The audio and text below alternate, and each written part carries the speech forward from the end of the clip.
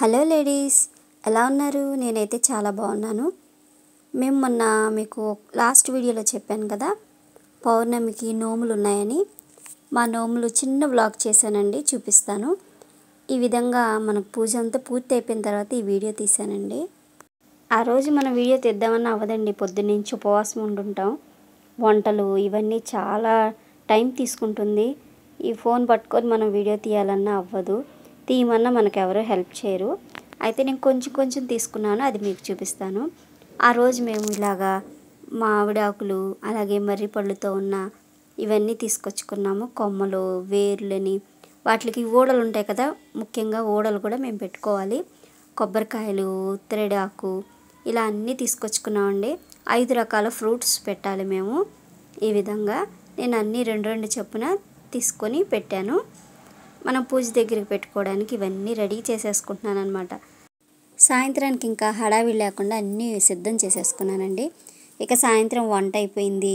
ఇవన్నీ ఇలా అరేంజ్ చేశాను. శివుడు పార్వతి ఫోటో పెట్టుకోవడం ఇవన్నీ అరేంజ్ చేశానండి. పసుపు కొమ్ములు, అలాగే ఒక్కళ్ళని, ఖర్జూరాలు ఇవన్నీ పెట్టాలి మేము. ఇవన్నీ ఇలాగని పెట్టేశాను. పంచామృతం మెయిన్ మాకు. ఇవి పెట్టేసిన తర్వాత ఇలా అలంకరించుకున్నాను. ఒక పందిర్లాగా వేసినట్టుగా ఇలా గోడకి ఇలా పెట్టి అలంకరించానండి. అన్నీ అలంకరించిన తర్వాత ఇక దీపారాధన చేసి ఇక పూజ మొదలు పెట్టేశాము.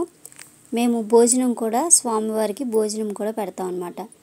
ఒక కూర, ఒక పప్పు, పరమాన్నం, తాంబూలం అలా పెడతాము. ఇలా పెట్టేసి ఈ విధంగా అన్నీ ఏర్పాటు చేసేసుకున్నామండి.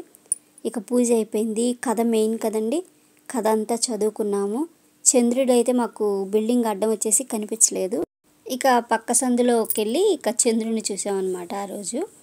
ఇక చంద్రుడిని చూసిన తర్వాత పంచామృతం తీసుకున్నాక నేను ఒక పేరంటానికి వెళ్ళానండి. ఇక పేరంటానికి వెళ్ళి వచ్చిన తర్వాత ఇక ఉపవాసం చెల్లించాను. ఇదండి మా కార్తీక పౌర్ణమి నోములు. ఈ విధంగా చేసేసుకున్నాము. అయితే పూజ చేసేంతవరకు, చేసేదాకా మనకి కష్టంగా అనిపిస్తుంది. చేసిన తర్వాత చాలా మనశ్శాంతిగా ఉంటుందండి. ఇక మనకున్నవి మనం మానుకోకుండా చేసుకోవాలి కాబట్టి ఈ విధంగా చేసుకోవడమే. ఈ రోజుల్లో ఆరోగ్యం బాగోక చాలామంది పక్కన పెడుతూ ఉంటారు. కానీ మనకి నోములు అనేది ముఖ్యం కాబట్టి మనం చేసుకోవాలి.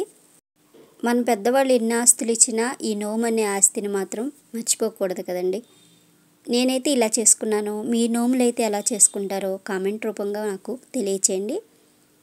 లైక్ చేయండి, షేర్ చేయండి, సబ్స్క్రైబ్ చేసుకోండి. Thank you for watching my video.